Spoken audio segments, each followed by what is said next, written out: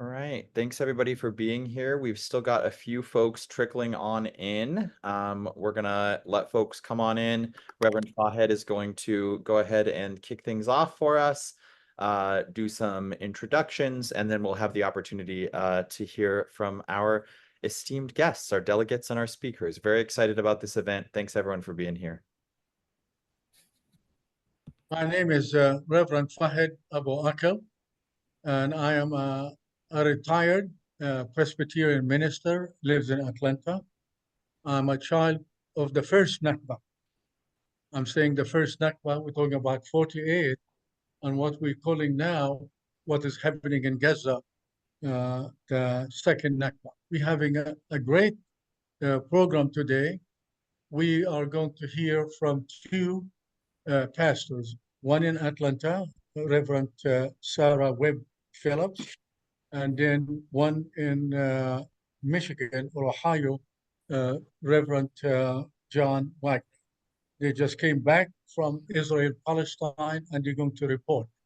Let me do some information about PCAP, Palestinian Christian Alliance for Peace. We are a 20-year-old organization that started with a group from the Washington area. Basically, our DNA, we are Palestinian, Christian, Americans, and we want our churches and the American people to know about us, that uh, they need to hear our story. That way they hear the story of the Palestinian people. So we would like for all of you to invite us by Zoom or in person to come to your church, to your Sunday school, to the men's group, to the women's group, whatever group you want. We are willing to come through Zoom or in person because we are all over the United States, our board of directors. And if you want to basically to join us, you are welcome. The other one is FOSNA, the Friends of Sabeel in North America. It's led by Jonathan Kutab, and it's a board of director, but they are almost more than 35 years old. And I got to know them when we have conferences in Sabeel in Jerusalem, and then the Friends of Sabeel in the United States. And they had conferences all over the United States. And we would like for you to be involved with FOSNA and with PCAP. Let me introduce our speakers. Reverend Sarah Webb Phillips was born and raised in Jackson, Tennessee. Her BA is from the University of Tennessee, Master of Divinity from Candler School of Theology. Sarah has published several books and co-authored with Ed Phillips, her husband, who is a professor at Candler School of Theology at Emory here in Atlanta, Georgia. Several books as the editor of a preaching journal and has been active in many levels of the United Methodist Church leadership. And in fact, before she retired, she was assistant also to the bishop of the North District. She authored a book called Pastoral Prayer for the Hospital Visit. I got to know her because as I was working with the Atlanta minister with international students, I wanted people of faith to welcome international students in Atlanta.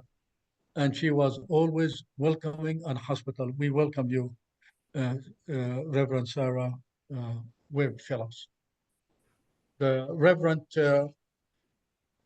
John Wagner, he is a founder and leader of the United Methodists for Kairos. Thank God for his years of dedication for the cause of justice and peace in Israel and Palestine. John first visited Israel, Palestine in 2008, did not know that that trip will change his life. For the first time to witness in his own eyes the effect of the Israeli military occupation on the people of Palestine. He had been a United Methodist minister, served many churches in the West Ohio Conference, and he retired from serving as a pastor from First United Methodist Church in Middletown, Ohio.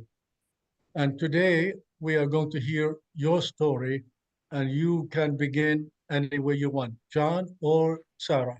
Tell us first of all about how did you hear about the trip and how did you make a decision to go? And we begin there. Thanks, Fahed, and for all you have joined us. Just we know that you are peace and justice activists, but maybe football fans too. So we'll keep this to an hour. John, do you want to tell about how we learned about the trip? Sure. I learned about it from Eli McCarthy, who heads up Christians for Ceasefire. He's a Roman Catholic scholar, teaches at Georgetown, and I'm not quite sure how we got hooked up. I think I emailed him around church divestment. He'd done something, and then I was intrigued and felt I had to respond to this request to go over there. And then I talked to Sarah and a number of other people, at least one of whom is on the call, Carol Garwood, and we all went over. We are pleased, but with some sadness, to share with you about our trip to the West Bank, the Gaza border, and Israel during August 26th through September 5th. And so we'll just jump in with the PowerPoint. It is a trip that was sponsored by Sabeel. Many of you are familiar with it. We don't have to say too much about that. The Ecumenical Liberation Theology Institute, founded in 1989 by Reverend Naim Atik, the former canon of St. George Cathedral at the top of Jerusalem, Old Jerusalem City. And Sabeel is Arabic for the way, or could be translated a channel or a spring source. Sabeel has recently started sponsoring these trips for clergy and other leaders to be a witness to Palestinians so that they know people care, tell them we know what's happening, and to give witness to the suffering when we return. We were the third delegation that has started. The first was scrapped because of the bombing with Iran. The second had a great experience, and ours is the third. Unlike a typical tour, though we saw many places, and a typical tourist, we quickly became a varied religious community. This was an expression of an unarmed, protective presence in places where settlers were encroaching on Palestinian land. So we'll start with our group here. There were Muslims, Hindus, rabbis, two press folks, Catholic sisters and Catholic worker house folks, a Birthright Unplugged leader, several laity, and 5 clergy, Christian clergy. Of course, we entered at the checkpoint at Amman. We flew into Amman, and I appreciate the fact that Sabeel is working with Palestinians all the way and trying to give resources to them. So we crossed the border, and for those of you who've been, you know it's crowded, it's crazy, and at that point we lost one of our delegation members, Raj, who is a British Hindu, works with Hindus for human rights. He was detained and kept for about 5 hours, and his phone wiped, and he went back home. He felt like he didn't want to go through that experience again. We stayed at the Christmas Hotel. That's where we went after getting in. Next slide. And the reason I bring that up is that if you're considering a trip, we were well cared for, and this was a lovely place, although sadly, we were the only ones who were at the hotel for most of our time. There were some weekend guests, but they were very appreciative of us being there. We started our trip with an orientation at the House of Abraham on top of one of Jerusalem's high hills, and our leader was there on the right, quite a wonderful, delightful, and knowledgeable Palestinian. John, if you'd say a word about Omar. Yes, Omar Harami is the leader of Sabeel. Just to let you know, it's very competent, very well organized, concerned about our safety, even as he is, concerned about the much more considerable danger that other Palestinians are in. He was concerned about our safety as well, and just very shrewd operator. And I really came to appreciate him. Also very witty. You'll have to find out for yourselves. Yeah. Let me say a word about Omar. Omar personally is an Orthodox Palestinian Christian, steeped in liberation theology, has a family, young family, 2 children. They live in Ramallah. Yeah, and he is in charge of 2 programs every week. On Tuesday at 11 o'clock to 12, he interviews people, both Christian, Muslim, Jewish, whoever it is, about what's going on in Palestine, Gaza, Israel, and so forth. And another program every week on Thursday from 11 to 12 with Naeem Atiq, do a lectionary study for about 15, 20 minutes. And the rest of time is basically for people asking questions. So I like for people to know about this brother and the importance of these 2 weekly programs. Thanks. Continue. Okay, as we move along, we're assuming that this crowd is very initiated. Here's our group as we're overlooking Jerusalem as we get ready for this journey. But for those who know a little bit less, and that was me, although I've been active, knowing some of the history is really important. So I'm just gonna click through this. So this next picture is from my 3rd grade confirmation Bible, and that's the first introduction of the Holy Land to me in seeing, and we know that this area was occupied Babylonians, the Persian periods, the Ottomans, and then up starting in 1897, you have the first Zionist Congress. Next. Alex turned me on to this picture, which I think is wonderful. In the 1800s, this is a map of all of the Palestinian cities, and bigger dots, little representing sizes, and the black dot, the mixed town where Palestinians and Jews lived together. And next slide, by the Nakba, all of these dots went away. But according to 1945, you see these little circles. The green is to be Arab Palestinian land, the red is Jewish, and the white is, up for grabs, public land, that kind of thing. So you can see the significant lands that are left for Palestinian. Next one. And now here we have a map of all of the settlements, recognizing that according to the UN, all of these settlements are illegal. They're not on land designated. Any comments? These are the West Bank we're looking at. Is that correct? Looking at the West Bank. And 29 have been established in this last year alone. Okay.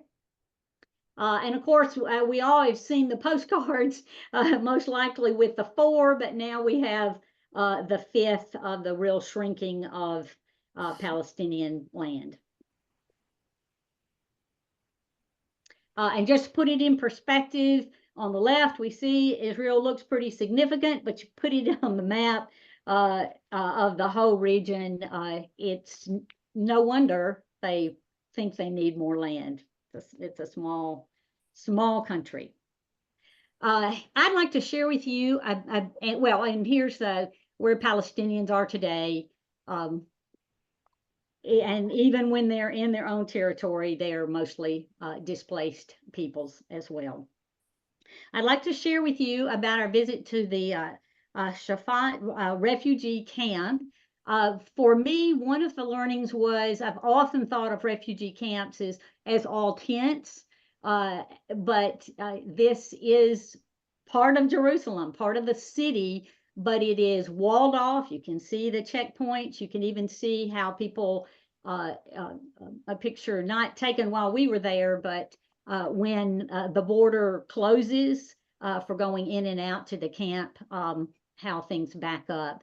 And I thought it was delightful that the founder of Sabeel, in his book, Palestinian Theology of Liberation, chose to have the cover as a little girl who is on the stones playing outside the checkpoint, just as a way to say life can be normal, but this is under occupation. So there's some pictures. We try not to take to invade people's personal spaces that much, but here is a picture of the refugee city, and you know, massive numbers live there, and the children go to school. Their school, we saw their school. It's been shot up. They don't have much recreational space, and it's all very crowded. And of course, electricity and water is limited according to Israel's whims, and they do not have regular garbage pickup. And Sarah, it'll be good for people to know that this Palestinian refugee camp, the people who live there live from their real home 10, 15, 20 miles, but because they are Palestinian, they cannot go home. Where if I was Mr. Cohen from Atlanta, I can go to the West Bank and live anywhere I want. Look at the difference. I am there from Palestine, far from my home, but I cannot go. Go ahead. Okay, this is pictures as we're driving outside of Jerusalem, the Lifta village. These are some of the villages, towns that were abandoned. And in the left corner is the French Hill settlement. So you can see the difference of the Jerusalem housing as opposed to the other refugee space. We also visited Silwan, which is a suburb of Jerusalem, but it also is a Palestinian enclosed area. The entire city itself, suburb, is under demolition orders. For the last 5 years, they have been systematically destroying homes.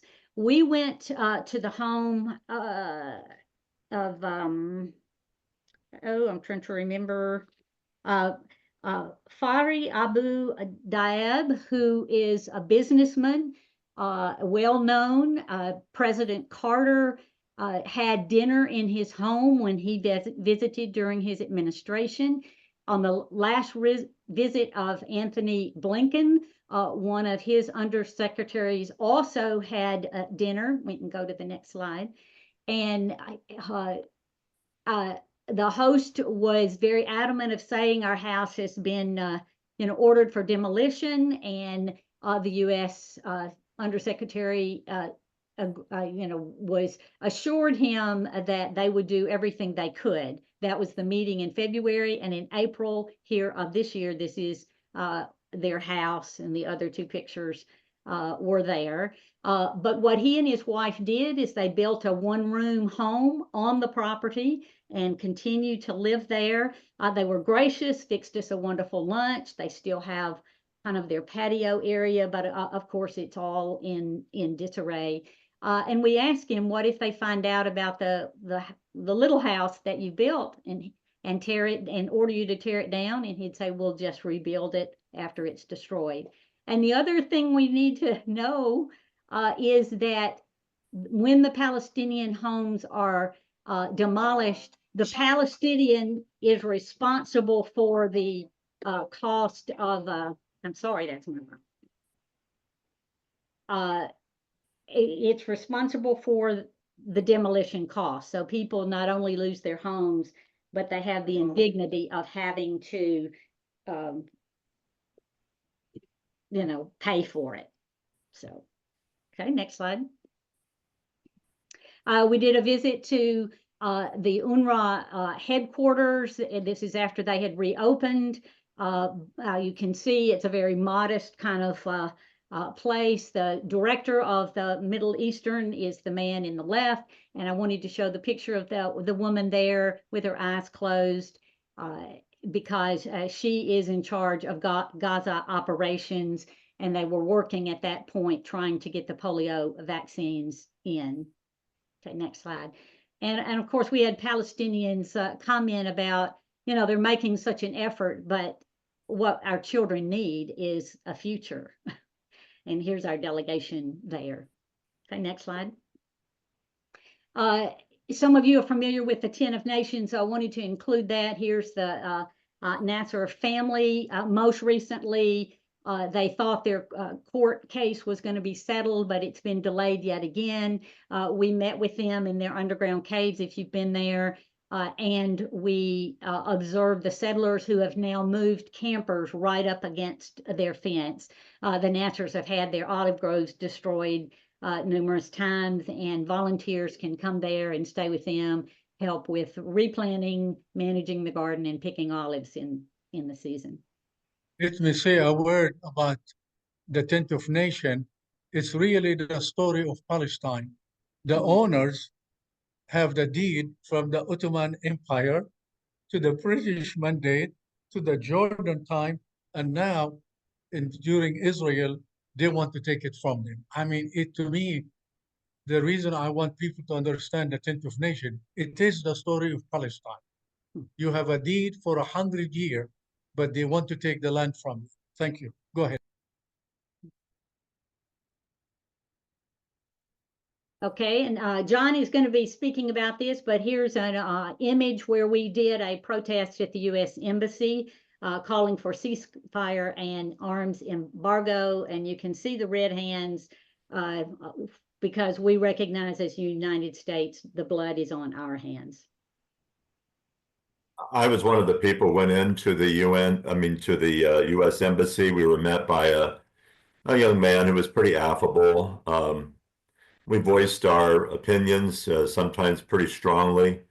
I'm convinced that the United States would like to see a ceasefire, but it does not want to leverage the sale and giving of weapons to Israel to continue this slaughter. So that was the frustration, and we emphasized several times that we had blood on our hands.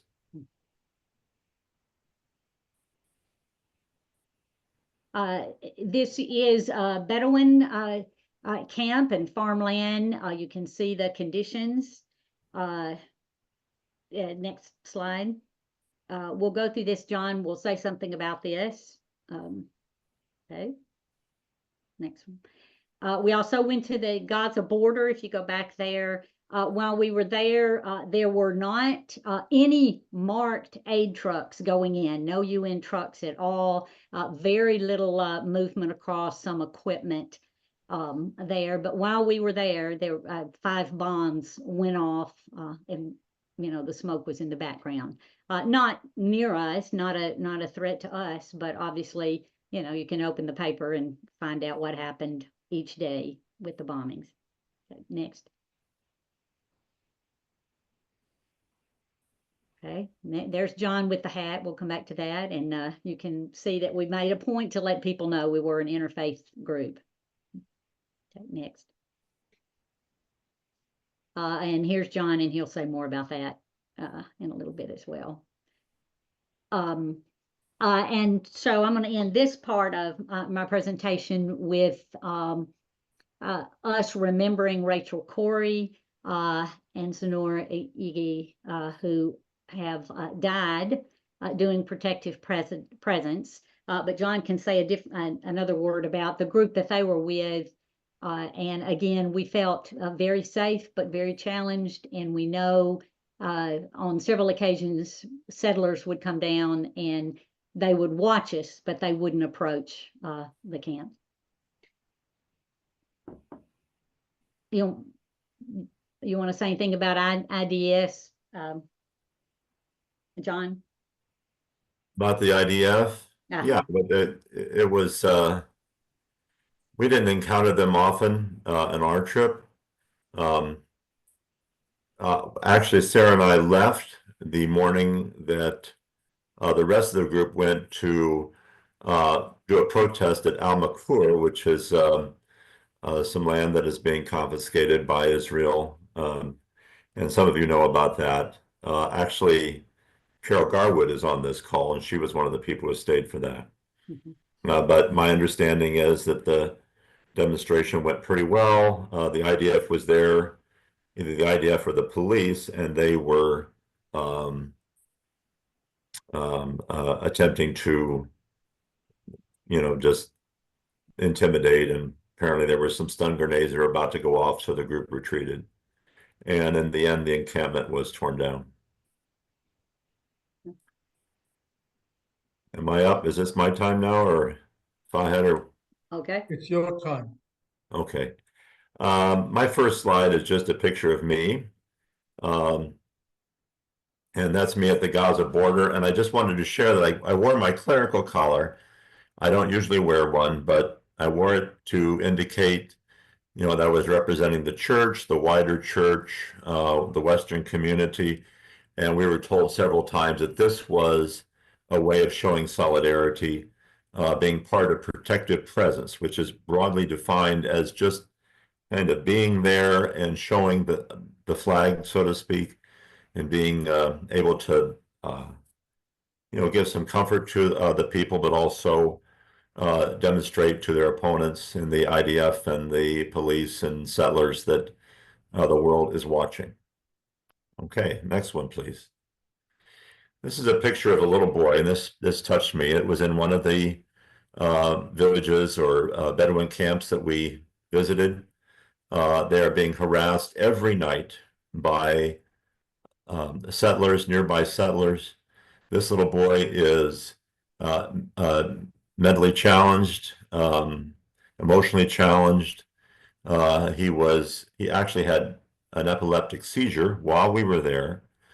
And to me, he represented just the trauma to everybody, but especially to children. If there's any resistance to these settlers coming in, if any of them are attacked or prevented, or you're in danger of being shot yourself by the IDF. And it's just a terrible situation, nightly raids on these folks. Okay, next slide.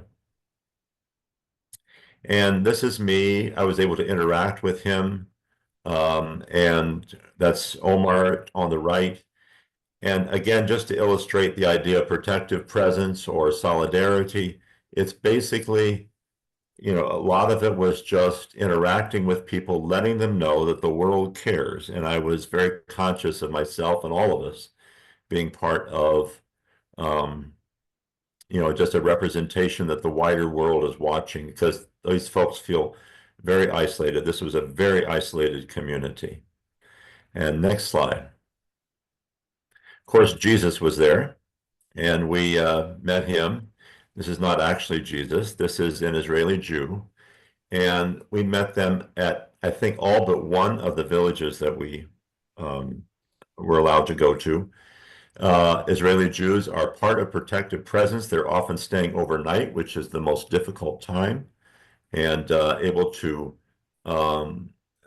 just be there and show that there's solidarity within the Jewish Israeli community. I was really impressed with that and impressed with their dedication.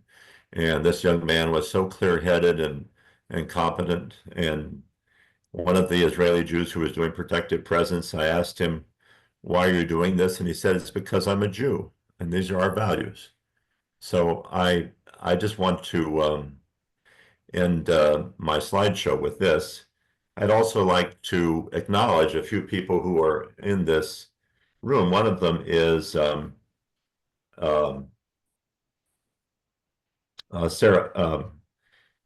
Jessica's son. She was on the first trip that went over. There was a trip that just preceded ours by only a few days. And she's on this, and as well as Carol Garwood and Barbara Batista, and just a number of really very knowledgeable people. So I'm humbled to be presenting in their presence. I know Sarah is too. Just some really great people. And it was, if you put it in the chat, if I missed you, I think I've gotten all the people who were on trips. Carol Garwood, Barbara Batista, Jessica Sun, and those persons. And they're with us today. And that's it. Sarah and John, you know, I always say in our American context, when we read something, then we forget. But if we see in our own eyes, it hits us on our gut level and will drive our emotion to actions. And I think both of you are a living example of why we need more Americans to see what's going on there. To me, when I read your bio from Sister Google, it says that first trip really changed you completely. Say something about it. And I like About my for first people. trip? Yeah. Okay, well, Sarah can speak too. I'll just share with you. I was with 100 United Methodists, went over kind of by accident. Somebody who was going over got sick, actually a bishop, and I was sent in her place. I was the one who was most reluctant to accept what we were told at face value. One of the people who organized the trip is actually with us, Janet Lar-Lewis. She's on this call. I asked the most questions, I think. I was the most irritating person in the group. About halfway through, I started to change and I saw what was really going on. One of the key moments for me was when I was presuming to lecture a Palestinian Christian, a Catholic priest, about the Holocaust and how that impacts Israeli Jews and how that motivates them and, you know, determines a lot of their worldview. And he finally listened patiently, finally held up his hand and said, look, I visited Auschwitz myself. I know about the Holocaust. Where I can't go is Jerusalem, 10 miles away, because of my race. And that was a turning point for me. And when I got back, I helped organize United Methodists to engage in BDS, which I'm very strongly in favor of, boycott, divestments, and sanctions. That's my story. And I, you know, every time in the past that I took Americans to visit Israel and Palestine, I always insisted for us to visit Yad Vashem, the Holocaust Memorial, because when you go in and go out, you become subhuman. And in the evening, when we reflect, I always say going through it gives me more strength to be against the occupation, give me more strength to be against the stealing the land and against the settlement. If I use that to oppress Palestinian, I'm desecrating the Holocaust. And I think we need to push very strong in that area to our sisters and brothers. What about you, Sarah? The first time I went was with my husband, who was on an academic trip with Jewish scholars, and we stayed in a kibbutz. And so during the day while he was meeting, I just drove around the land and just noticed how rich it was in history, but also how different it was in different sections. We stayed in the Palestinian quarter. Someone had torn our Israeli license plate off the day we were going to Jerusalem. To Bethlehem. We didn't know that. We went through a checkpoint and they turned us away. And we tried to play the American card, but that didn't work. And we go back to the hotel, and our Palestinian person at the desk said, oh, we have ways to get around all that. He gave us a map. We went through and had a lovely time. But when we came back, it was the beginning of Eid, and the Palestinian quarter was blockaded off, and we couldn't get back to our hotel. And we kept, we went to one place and the soldier said, I'm sorry, you can't get in, but we're staying there. You can't get in. We kept driving around, and finally we found a sympathetic soldier. But it just really opened my eyes to what is going on here, that there would be this such a discrepancy and such oppression, and sitting in the shops and having tea You know, people would say, we're just so grateful you come because you buy our wares, but you also learn about us. And that started me on a journey as well, and have been active with the United Methodist Kairos Response as well. I'll Go add ahead, one more thing to my motivation. And I saw something from Carol Garwood, who was a strong member of our contingent. I'm a pastor. I've been preaching the cross for 42 years. And Eli McCarthy, who's the head of Christians for Ceasefire, just a few months ago said, you know, would you go on the trip? And I thought, I've been asking other people to carry a cross. This is apparently my cross. And so I'll be honest, I was nervous about going over, worried for my physical safety. Turns out it didn't appear that dangerous. It did seem more dangerous to me in retrospect after that poor girl got killed. But I guess that would be what I would share with all of you, is that if you're preaching the cross or you're talking about the cross of Christ, this may be your cross. And I need to put it that way. It's not we're not asked to do easy things. I will say though that we're immensely privileged as Americans over there. Our, you know, our faces, our countenance, our passports, my clerical collar, all provide safety for us. And we're supposed to use that privilege. I like before we go to Q&A, what you want from the people who are listening to us. What do you want them to do in their own congregation, denomination, or representative? Okay. I'll start with this, if that's okay, Sarah. I think it's very important to help educate broadly. There are a number of programs, videos, Bible studies, books that can be shared in a congregation, slideshows, PowerPoints. I would suggest connecting with FOSNA for that. They have a great deal to offer there. Also, the Presbyterian Church. I'm a United Methodist, but IPMN, which is the Israel-Palestine Mission Network for the Presbyterian Church, they have a great many resources. In fact, Fahed, I'll try to put that in the chat, but it's easy to find. That would be something for helping congregations. I feel very strongly at the denominational level that we continue to need to push for divestment. United Methodists and Presbyterians both took significant votes this last year to divest from Israel bonds, which go to support the war effort. That's very important. Of course, writing to your federal representatives is frustrating, but I think needs to be continued. And also supporting student activists. I recently wrote something for The Hill, which is a Capitol Hill journal, and it's at the top of the chat right under my name, email, and you can of course email us. Sarah and I both have our emails in there. But that article outlines how churches, mainline churches, have been divesting for years, and when the students call for divestment, it's not something new. So those are the points I'd like to make about next steps. I think everybody here should consider it. Finally, I'll say these protected presence tours are continuing. And so if you'd like to learn more about that, you can contact Sarah or me, and we'd be glad to put you in touch with the people who are running these trips. There's a trip coming up October 13th, very soon. It's called Harvest of Hope. And if you'd like to be a part of that, you can. There's another one being planned for December.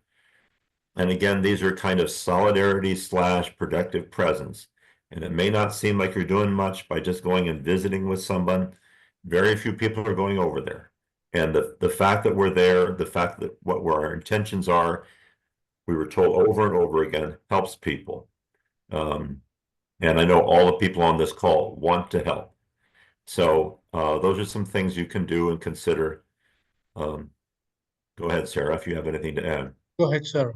And connecting with your local communities, so many. Atlanta has the Atlanta Multi-Faith Coalition for Palestine. We are doing events continuously, and pilgrimages on the Beltline the first Saturday of every month.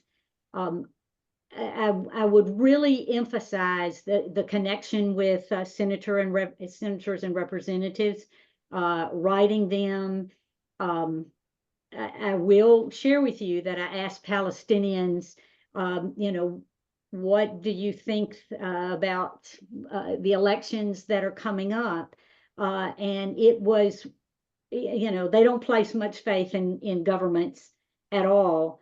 But they do believe that there is one choice that will make their lives very significantly different, if not change the map. And so they're very concerned about that. I think we need to keep pressuring about the United States not funding weapons.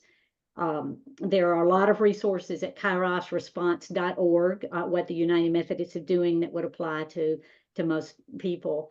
But again, going and seeing and sitting and sharing with folks and giving them encouragement and hope that there are people who do care. The reason we have this webinar is because of Reverend Alex Awad, who is a Palestinian American and a United Methodist minister, because today we're supposed to interview Ellen Pappy, and he couldn't be with us, so we are going to do it in October. So it is the wisdom of Brother Alex.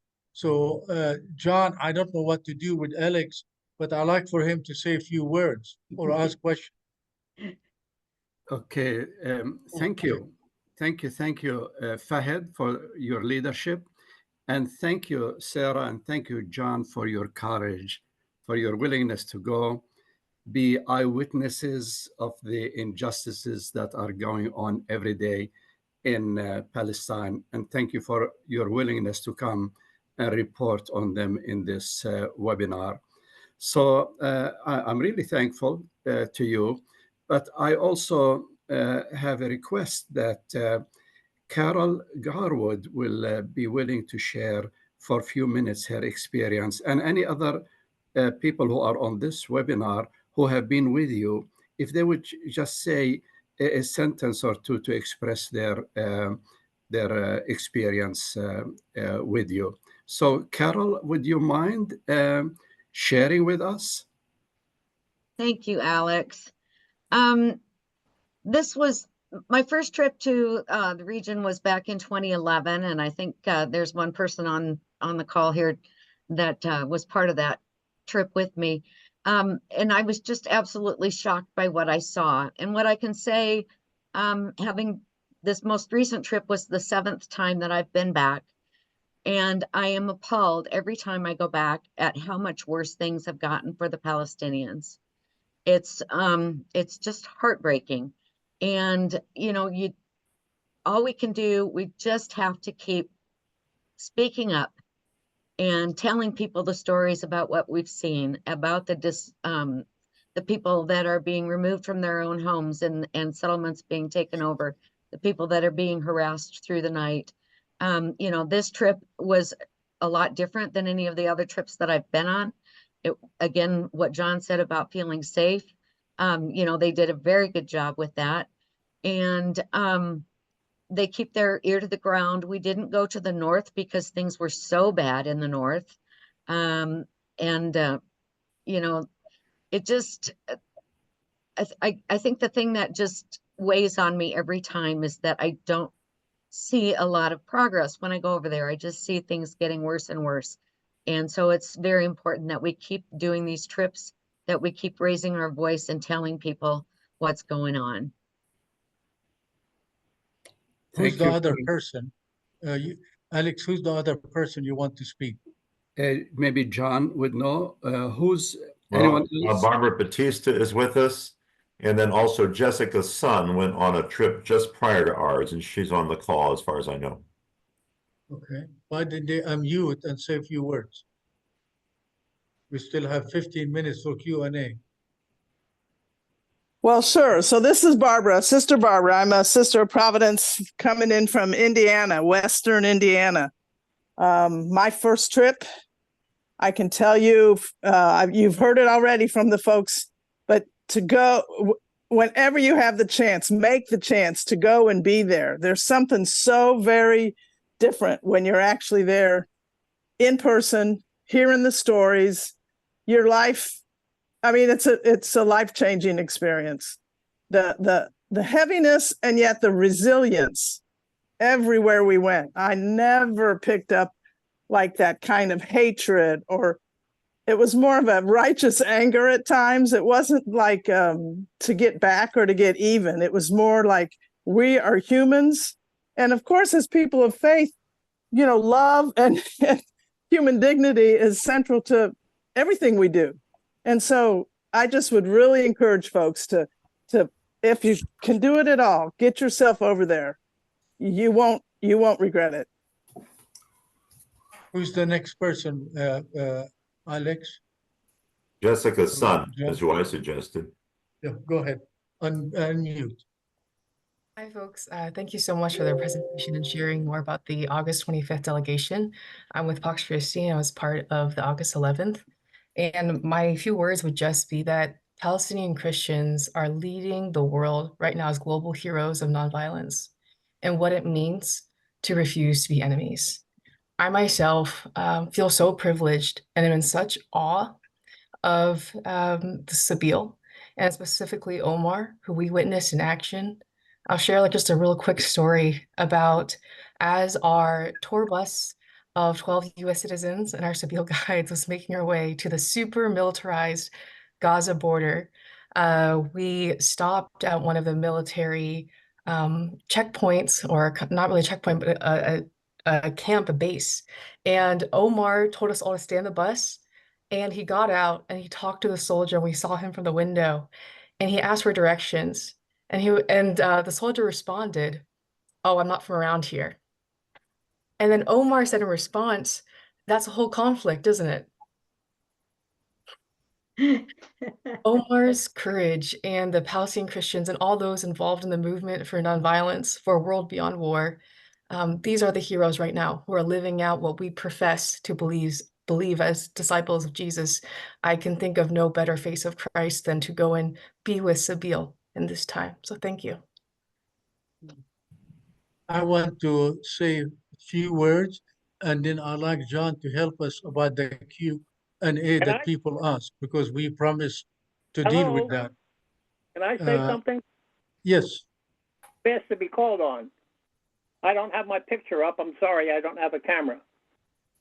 My name is George Ewald, and I'm a licensed lay minister with the Lutheran Southeast Michigan Lutheran Church. We have a cooperation organization with the churches in the Holy Land, the ELCJHL, Evangelical Lutheran Church of Jordan in the Holy Land. Good. I was there in 2007, and I guess the reason for wanting to talk about this is that they are having a fundraising for the schools of the West Bank, and I would like to get that address for people to look into. It's called Opportunity Palestine. I will put the link in if you are so moved. If you can't go, you can send some money to take care of the schools. And the Lutheran schools are not just Lutheran, of course. They're Lutheran and Muslim, but they're much better than the public schools because the kids get to do stuff. So thank you very much. And we really need to pray for Dar al-Kalima. It's a unique university that was attacked this week by the Israeli military. So thank you for, I want people also to reflect the difference between colonialism and settler colonialism. Colonialism is you go into Africa or the Middle East, cut the resources, use the people, and leave. Settler colonialism, you have one goal. You want the land and the resources without the people. The US succeeded to do that. Canada succeeded. Australia succeeded. New Zealand succeeded. The problem with the situation in Israel-Palestine, when Israel became a state, destroyed 530 villages and towns and exiled close to 1 million Palestinians out. My folks in the Galilee area, we became automatically citizens of the state of Israel, 155,000. But listen to that. In 75 years, the 155,000 that remain in what became the state of Israel today, there are 2 million Palestinians. In Gaza, 2.3 million.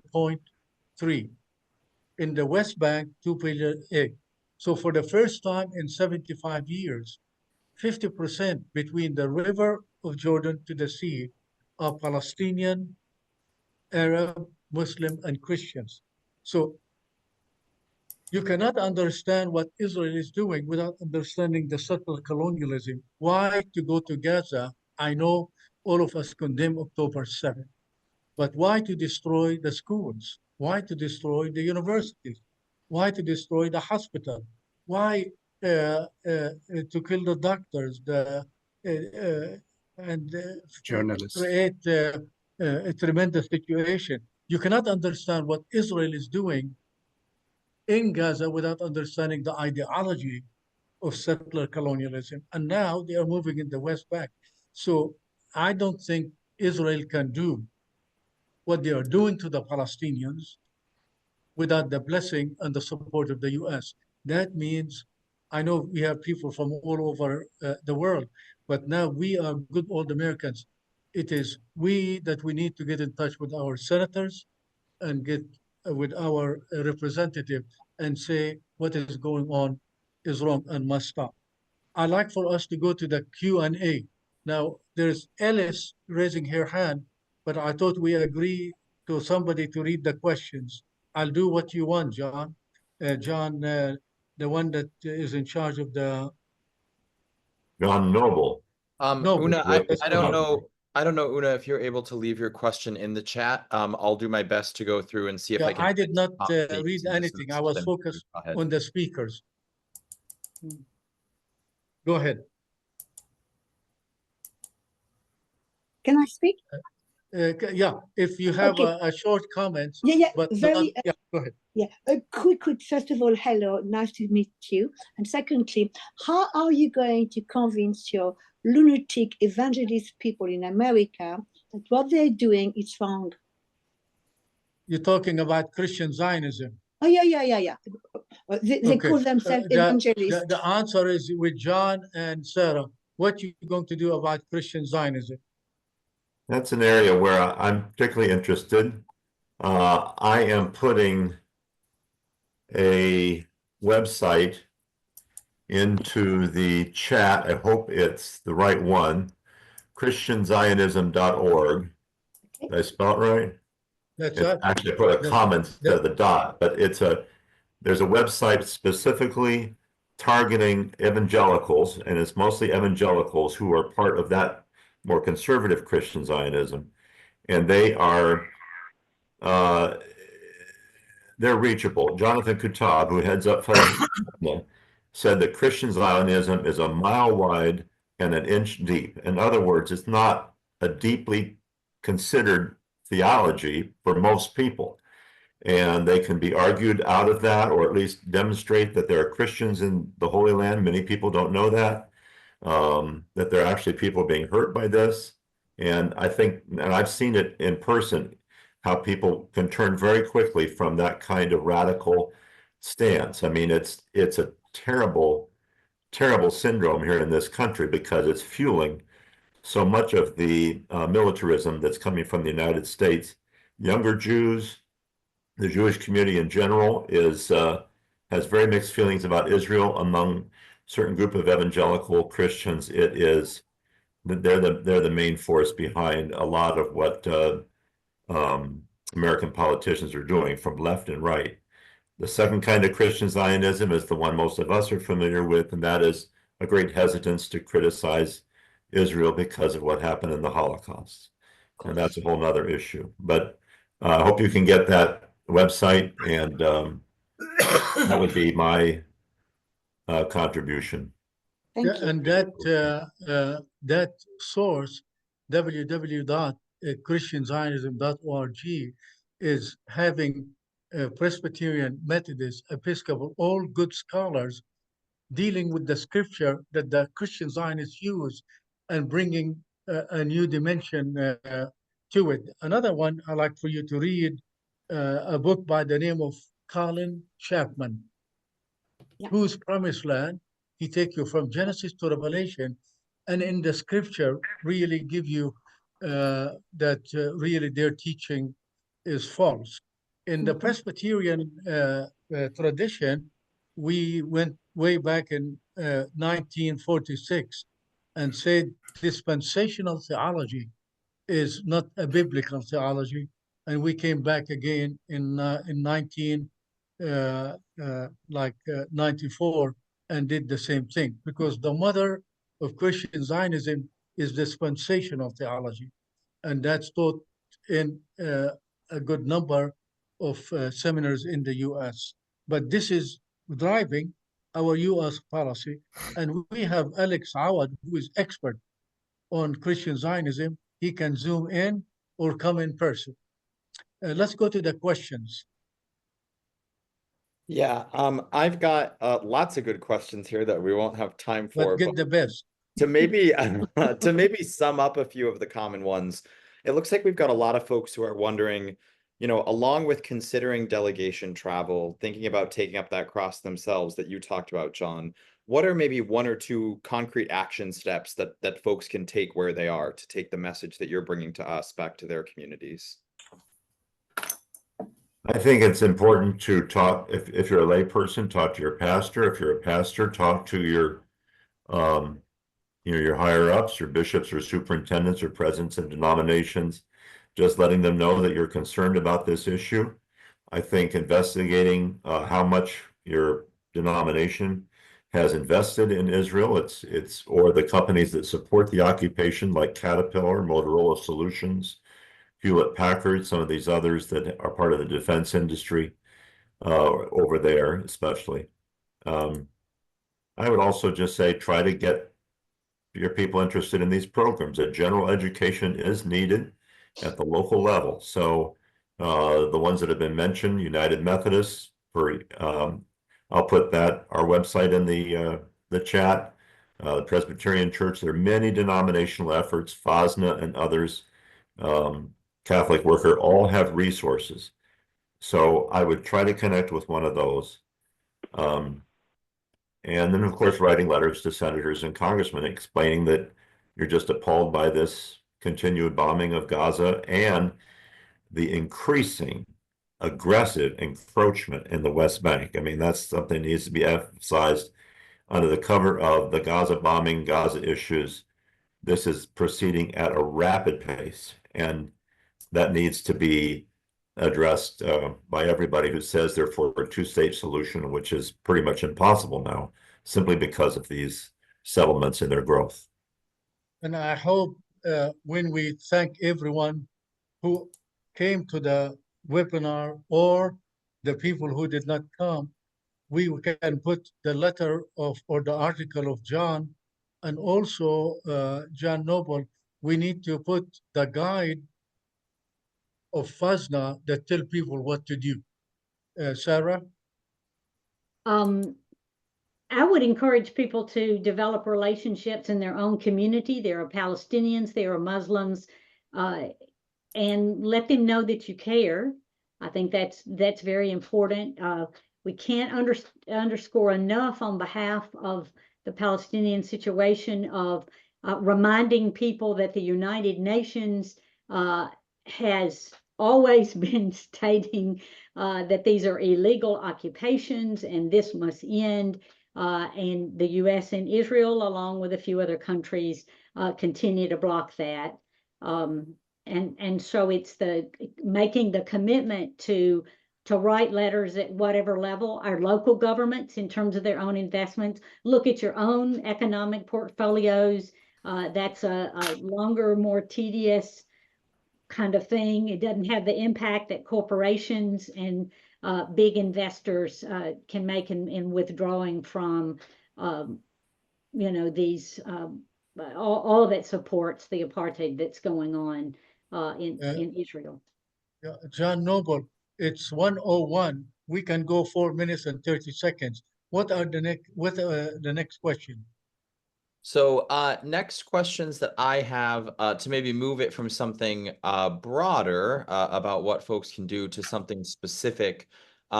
We had some questions here about the Bedouin communities that you all met with. Where were those communities? Were they in the West Bank but outside the camps? Can you talk about, Sarah, why their conditions were so impoverished? We had an individual who was curious about that specifically. Well, since Appalachia's been in the news a lot, if you can imagine a farmland, very poor homestead, that's comfort compared to the Bedouin communities. They're on what you would call desert land, and might be at the hilltop where there's some scrub of trees. They live in tents or very simple shacks. Their animals are, lightly penned in. One of the difficulties that we heard from the community is their lack of water. They don't have electricity typically, or they have some access, but when it's cut off, they're just isolated there.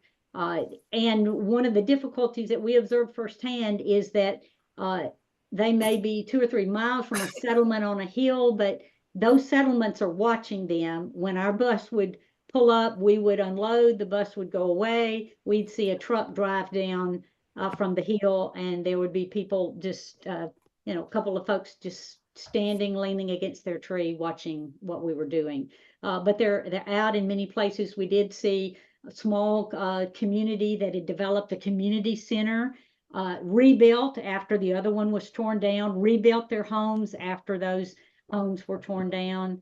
But I don't know how they continue to have the will to do this, to fight against such oppression.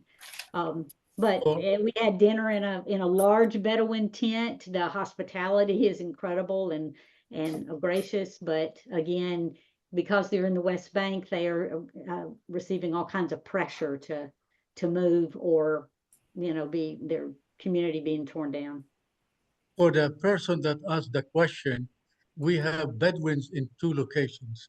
People, when you go from Jerusalem down to Jericho, you see Bedouin in the West Bank. That's under occupation. But I want to alert you to a group of Bedouins next to Be'er Sheva. These are citizens of the state of Israel, and Israel demolishing their homes and want to steal their land. So I'd like for you to do some work and research on that. We're talking about Bedouins, citizens of the state of Israel, and a good number of their young people served in the Israeli military because they knew the desert better than anybody else. But now Israel wants their land, and they are destroying their homes and stealing their land. So, and the one that can give you light on that is a group called Beit Salem, Israeli Human Rights Organization. Next question. So again, maybe to go back to another broader question, let me pull up a couple of these here. So maybe as opposed to concrete things that folks can do, a question about the roots of these sorts of things. We had a question here about why other countries are ongoing in their support of Israel's crimes against the Palestinian people since 1948. What are some of, along with the going forward pieces, what are some of the root causes that we can look at? I'm seeing people talk about AIPAC money in the chat. I wonder if Reverend Sarah or Reverend John, you have anything to add on root causes here that we can talk about? Go ahead, Sarah. Go ahead, John. I'll just say it's all about money. I mean, they're making money, and money fuels war. And I'll say that this is the most highly organized attempt to influence American public opinion probably in our history. Israelis call it Hasbara, which is a kind of It's a polite word for propaganda. You'll see it all over on my Facebook page. I don't know how they got into that, but lots of rationalizations for Israeli actions. I don't recommend paranoia, but it is pervasive, and the control they have over our politicians is considerable. I guess I would just say to try to call it out and connect with those organizations and people who, you know, have a handle on this and not believe what you see or read right away. I hope that answers the question, but it is Christians United for Israel, it's been mentioned, which is a huge organization now, and we're fighting an uphill battle in terms of money and influence. I would like to add that if Palestinians all of them were Christians, if Palestinians were all white with blue eyes and blonde hair, this would not happen. So there is a lot of racism. The fact that most Palestinians are Muslims, most Palestinians are brown in their skin color, that causes people in the United States and in Europe not to care about them. Great racism is one of the factors. That's plus all the other factors that John and Sarah also spoke about. Let's take one question and we quit because we're supposed to be 1 hour. Thanks everybody for sticking with us. I really should have closed with the concrete next steps questions. Let me find one more here. Maybe Reverend Sarah and Reverend John, you can share anything that you may have missed, anything you want to make sure that we don't miss, and then I'll pull one more question. Sarah? Our emphasis upon going and seeing and coming back and telling. There's nothing that we see, particularly in our U.S. media, is capturing the full picture at all, and the utter devastation and total racism. It is apartheid. It is genocide. And this is another practical suggestion. I know that FOSNA is developing plans for a bishop's tour. And what that means is head of denominations, bishops exist in Lutheran, Episcopal, United Methodist, Catholics, or heads of denominations. It's just a fact that people like me, I'm a regular United Methodist pastor. If a bishop goes over, they have much more say. I mean, their word carries farther. So I would suggest that if those of you who have contacts within your denominations to see and to get a hold of FOSNA and see if there's a way to get them on this delegation.